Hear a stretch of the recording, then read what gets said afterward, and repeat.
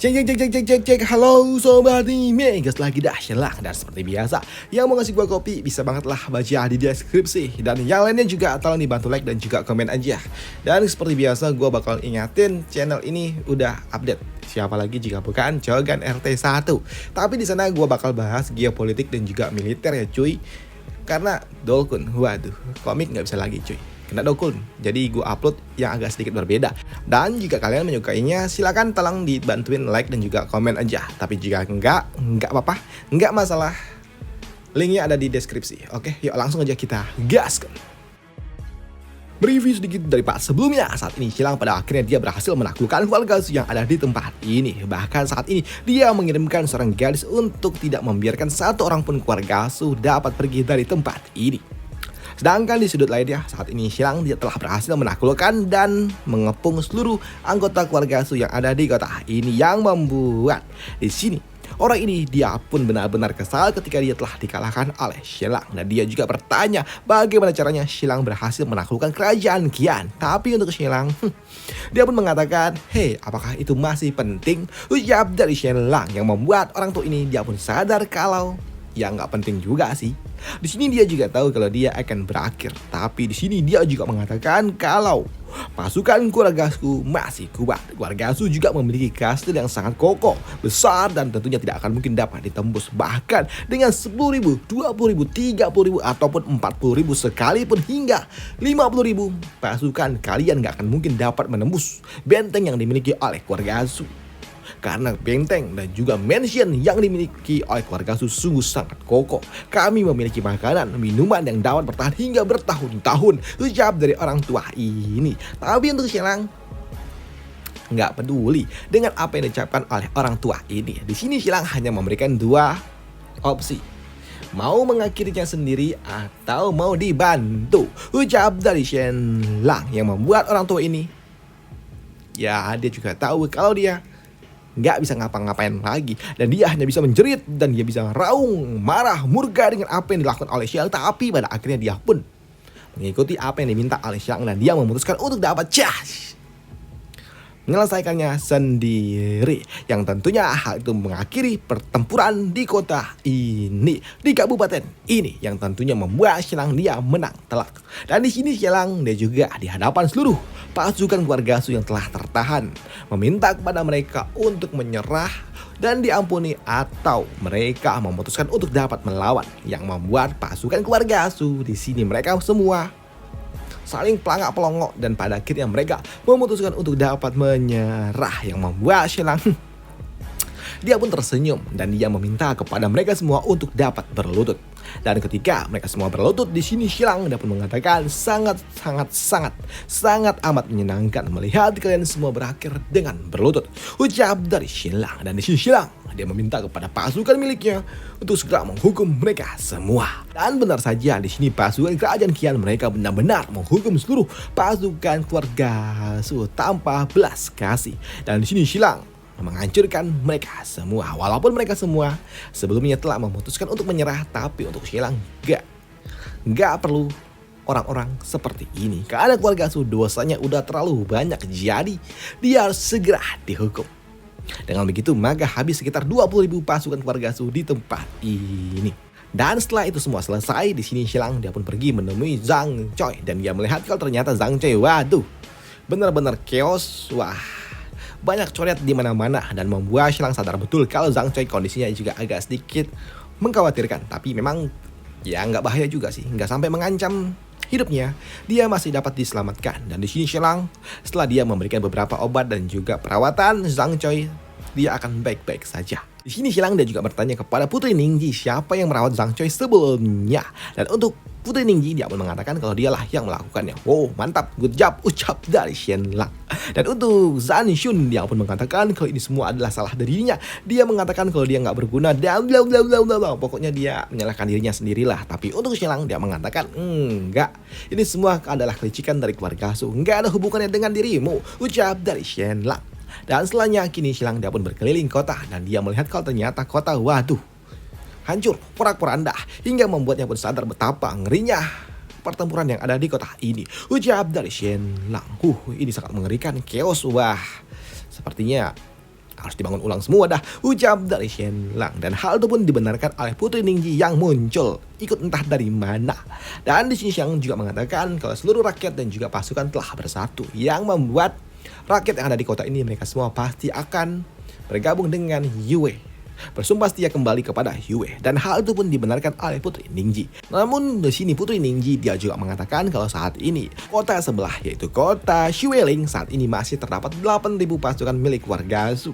Dan dengan kemampuan yang dimiliki oleh Xiang saat ini dan juga pasukannya yang bermoral tinggi, mudah saja bagi Xiang untuk dapat merebut kota itu dari keluarga Su. Tapi untuk Xiang enggak. Dia nggak mau melakukannya dan dia mengatakan ngapain kita yang harus melakukannya, dan tidak perlu terburu-buru juga untuk dapat melakukannya. Biarkanlah Jenderal Zhong Tuo aja yang melakukannya. Dari tadi sebelumnya dia hanya santai-santai saja dan sekarang sudah waktunya bagi dia untuk dapat bekerja, ujar dari Shen Lang. Yang hal itu pun disadari oleh Putri Ningji karena dia juga tahu kalau Zheng Tuo dia ternyata nggak mengirimkan bantuan pasukannya untuk dapat melindungi Zhang Choi, tapi malah membiarkan Zhang Choi hampir saja meringsoi, yang tentunya membuat Putri Ningji dia pun kesal juga dengan Zhong Tuo itu. Dan untuk Xiang saat ini dia telah berhasil menyelamatkan kota ini dan dia berhasil menjalankan tugas yang diberikan oleh Kaisar, dan sekarang tinggal orang tua itulah yang bekerja. Sudah saatnya kau bekerja, orang tua menyebalkan,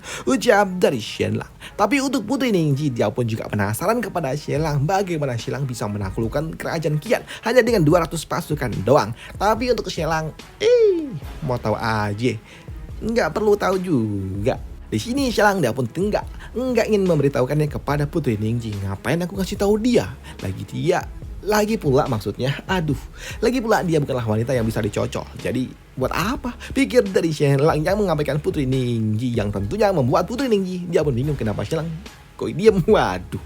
Sedangkan di sisi lainnya saat ini Zheng Tuo dia pun mendapatkan sebuah kabar kalau ternyata Shen Lang berhasil menaklukkan kota Beiyue. Dia berhasil menaklukkan kota dan selamat dari pengepungan yang dilakukan oleh keluarga Su, yang tentunya membuat orang tua ini dia pun sadar betul kalau saat ini beban ada di pundaknya, karena Shen Lang ternyata berhasil mengalahkan keluarga Su yang ada di kota itu, yang membuatnya pun sadar betul kalau ini dia nggak bisa lagi berpura-pura sakit, karena sebelumnya dia berpura-pura mengaku kalau dia sedang sakit jadi dia nggak bisa membantu Zhang Choi. Tapi saat ini dia nggak punya pilihan lain, jika tidak maka dia akan mendapatkan hukuman dari Kaisar. Kaisar akan marah dengan dirinya karena dia nggak membantu, yang membuat di sini Zhong Tuo dia nggak punya pilihan lain selain mengumpulkan pasukannya untuk dapat menyerang kota itu. Dan benar saja setengah jam kemudian ini Zheng Tuo dia pun mengumpulkan pasukannya dan mulai menyerang kota di mana keluarga Su berada. Dan penyerangan yang dilakukan oleh Zheng Tuo membuat keluarga Su sadar betul kalau mereka sangat tertekan, hingga membuat mereka mengirimkan utusan untuk melakukan sebuah negosiasi. Tapi untuk Zheng Tuo dia enggan untuk dapat melakukannya, bahkan dia pun menghukum utusan itu langsung di tempat, yang membuat di sini di pihak keluarga Su mereka pun bingung dengan apa yang harus mereka lakukan. Mereka benar-benar ditekan dan mereka juga nggak menyangka kalau ternyata saat ini pasukan keluarga Su benar-benar sudah hancur. Apalagi saat ini mental pasukan yang tersisa juga semakin goyah, yang membuatnya sadar betul kalau ini semua ulah dari Shen Lang, yang membuatnya pun muak dengan itu semua dan dia nggak tahu apa yang harus dia lakukan lagi. Hingga pada akhirnya dia pun memutuskan mengambil sebuah jalan untuk mengumpulkan pasukannya untuk dapat menyerang pasukan yang dimiliki oleh Zheng Tuo. Dan singkat cerita dia pun melakukan sebuah pertempuran dengan 8.000 pasukan, tapi setelah dia kehilangan 3.000 pasukan dia kabur ngacir dengan 5.000 pasukan miliknya untuk dapat menyelamatkan diri. Dia kembali ke mansion milik keluarga Su berada di tempat di mana Sunan tinggal.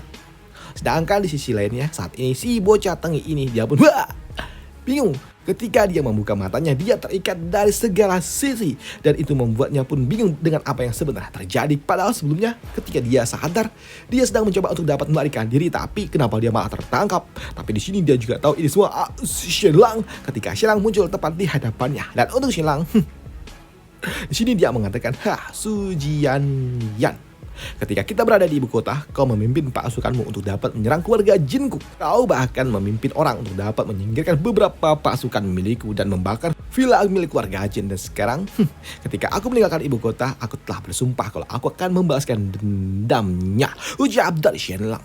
Mendengar apa yang diucapkan oleh Shen Lang membuat orang ini dapat kesal, dan dia pun bertanya kepada Shen Lang apa yang akan dilakukan oleh Shen Lang. Dan untuk Shen Lang akan memberikan sesuatu yang akan membuat kau berakhir dengan kebahagiaan. Ucap dari Shenlang yang membuat dirinya kini dia pun ditarik nggak tuh, ditarik dari berbagai sisi, dan itu membuatnya pun meminta tolong kepada Shenlang untuk membiarkan dia berakhir dengan utuh setidaknya. Tapi untuk Shenlang nggak mau, dia mau si Tengi ini mendapatkan hukuman yang selayaknya. Dan benar saja kini Shenlang dia pun meminta pasukannya untuk bergerak dan lepas nggak tuh semuanya. Waduh, dan itu benar-benar sangat amat mengerikan. Sedangkan di sisi lainnya saat ini untuk Zhang Choi, dia pun akhirnya sadar, dia membuka matanya dan dia pun nengok, oh ada cucunya, dan dia nggak menyangka kalau ternyata dia masih hidup. Dan dia pun berpikir kalau sepertinya mereka sudah menang karena ada Shenlang di hadapannya. Dan untuk Shenlang, wow, Patua Zhang, akhirnya kau bangun juga, Zhang Choi. Dan sekarang Putri, bisakah kau keluar dulu? Ucap dari Shenlang yang ingin berbicara empat mata dengan Zhang Choi. Dan benar saja, kini ketika Tuan Putri Ningyi pergi bersama dengan cucu dari Zhang Choi, di sini Shenlang dia akan berbicara empat mata dengan Zhang Choi yang membuat Zhang Choi dia pun bertanya lantas sekarang apa rencana dari Shenlang. Dan untuk Shenlang tanpa basa-basi dia mengatakan kalau dia akan menyingkirkan putra mahkota dan juga pangeran ketiga. Apa?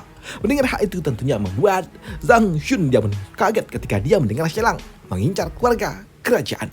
Nah itu membuatnya pun berpikir apakah dia harus keluar juga. Tapi di sini dia juga tahu kalau Shenlang sungguh luar biasa. Bahkan dia sangat edan. Bahkan dengan kata-kata omong kosongnya aja orang juga pasti akan percaya. Ini mengerikan. Ucapan dari Zhang Shun yang sadar betul setiap apa yang diucapkan oleh Shenlang selalu dia tepati. Namun untuk Shenlang nggak peduli, dan dia juga mengatakan, setelah aku menyingkirkan putra mahkota dan juga pangeran ketiga, maka keluarga Jinku baru bisa dapat hidup tenang. Dan dengan begitu maka keluarga Jin akan mulai stabil, hidup panjang dan amanlah setidaknya. Pokoknya kedua pangeran itu harus disingkirkan. Dengan begitu maka keluarga Jin akan baik-baik saja. Dan setelah itu aku akan pensiun, tidak lagi ikut-ikutan dalam hal urusan politik, dan aku dapat hidup tenang bersama dengan istriku dan juga putraku dan anak-anakku. Ucap dari Shenlang yang membuat Zhang Choi dia pun bingung dengan Shenlang kenapa dia malah mengincar putra mahkota dan juga pangeran ketiga. Namun di sini Zhang Choi dia juga mengatakan kepada Shenlang kalau sebenarnya putra mahkota itu dia nggak buruk-buruk amat, mengingat dia cukup cakap, cerdas dan juga ya oke lah sebagai calon pemimpin negara. Tapi untuk Shenlang dia pun mengatakan tidak, karena dia telah mencoba untuk dapat mengambil istriku, dan percayalah apa yang dia lakukan, kecakapan dan juga kecerdasan serta hal-hal pintar yang dia miliki itu semua terjadi karena dia adalah seorang putra mahkota. Dan jika dia hanya rakyat jelata, mana mungkin dia bisa berpikir seperti itu. Ucap dari Shenlang. Dan hal itu pun tidak dibantah juga oleh Zhang Choi. Tapi di sini Zhang Choi dia juga mengatakan kalau ide putra mahkota untuk mengambil istri dari Shenlang, mengambil Mulan itu memang adalah hal yang salah. Tapi tolong, ini nggak realistis menyingkirkan putra mahkota. Sini Zhang Choi dia juga mengatakan kalau Kaisar sangat menyukai Shenlang, dan Shenlang mungkin saja akan menjadi menantu Kaisar karena Putri Ningyan saat ini menyukai Shenlang lebih dari apapun. Tapi untuk Shenlang, enggak, dia nggak mau berurusan dengan itu semua. Itu wah repot. Dan di sini Shenlang dia mengatakan dia mengincar putra mahkota karena dia telah mengambil tindakan untuk dapat menyingkirkan ayah mertuaku. Ucap dari Shenlang, bahkan dia meminta kepada Kutuhuan untuk dapat melakukannya. Mendengar apa yang diucapkan oleh Shenlang tentunya membuat Zhang Choi dia pun kaget. Dia nggak menyangka kalau ternyata balik Kutuho adalah orang yang dimiliki oleh putra mahkota, dan hal itu pun dibenarkan oleh Shenlang yang membuat Zhang Choi, dia pun tahu siapapun yang mengincar keluarga Shenlang secara pribadi maka dia akan berakhir di tangan dari Shenlang, yang membuat Zhang Choi dia nggak bisa menyelamatkan putra mahkota karena dia juga tahu siapapun yang mengincar Shenlang secara pribadi maka dia akan diincar balik oleh Shenlang. Di sini Zhang Choi dia sakit kepala mengingat dia juga memiliki masih ada hubungan-hubungan family lah dengan putra mahkota, dan itu membuatnya pun jadi puyeng sakit kepala, dan dia juga nggak mau menjadi musuh dari Shenlang, jadi dia nggak tahu dia harus ngapain, dan itu membuat Zhang Choi benar-benar bingung. Tapi untuk Shenlang dia pun tahu kalau Zhang Choi nggak punya pilihan, dan itu membuat Shenlang dia berujar, Tuan Zhang, Anda telah memberikan sebuah kontribusi yang luar biasa kali ini, dan Kaisar mungkin akan langsung menunjuk Anda sebagai gubernur provinsi Tianxi. Ucap dari Shenlang. Dan jika kau mengambil alih posisi ini, maka kau akan menjadi orang yang mendapatkan cap buruk di keluarga dari keluarga pangeran. Dan kau ingin kabur dari masalahkah orang tua Zhang Choi? Enggak bisa. Ucap dari Shelang yang membuat Zhang Choi dia sadar betul kalau dia saat ini terjebak. Dia harus mendukung Shelang, tapi dia akan dijauhi oleh keluarga besarnya atau dia akan melawan Shelang. Mengingat dia udah tahu betapa mengerikannya Shelang, membuatnya pun jadi sakit kepala. Dan itu membuatnya pun berujar kalau dia gak punya pilihan lain. Dan dia memutuskan kalau dia jadi seorang gubernur, dia akan mencari provinsi lainnya aja. Ucap dari Zhang Choi. Tapi untuk Shelang dia mengatakan enggak bisa semudah itu. Pun di sini Zhang Choi dia pun mengatakan kalau dia nggak mau menjadi dari musuh Shelang. Dia pun tahu kalau Shelang wah mengerikan dan dia juga nggak mau menjadi pengkhianat dari keluarga pangeran. Jadi dia nggak mau berurusan dengan ini semua. Tapi untuk Shelang kau nggak bisa kabur, ucap dari Shelang. Tapi ketika Zhang Choi dan juga Shelang sedang berbicara, di sini mereka pun mendapat kunjungan dari Tuan Liang yang merupakan Gubernur Provinsi Tianxi, yang membuat mereka berdua pun tahu kalau sepertinya datang pejabat lainnya yang mencoba untuk menjadi nelayan setelah apa yang mereka lakukan di tempat ini. Dan apa yang akan dilakukan oleh pejabat tua yang menyebalkan ini yang akan menjadi nelayan di antara Shelang dan juga Zhang Choi akan kita bahas di part lanjutannya. Dan apa maksudnya nelayan? Nanti kita bahas di part lanjutannya. Ini kalau dilanjutkan panjang. Soalnya nanti Gubernur Zhang Tua dia akan datang dan akan semakin repot. Ini politik lagi coy. Dan harus pelan-pelan ngebahasnya. Serius. Nah itu aja untuk part kali ini dan sampai jumpa di part lanjutannya. Bye. Thank you. Gua mau bahas perang ini. Kamboja sama Thailand. Waduh. Di channel Cogan RT1. Bye. Thank you.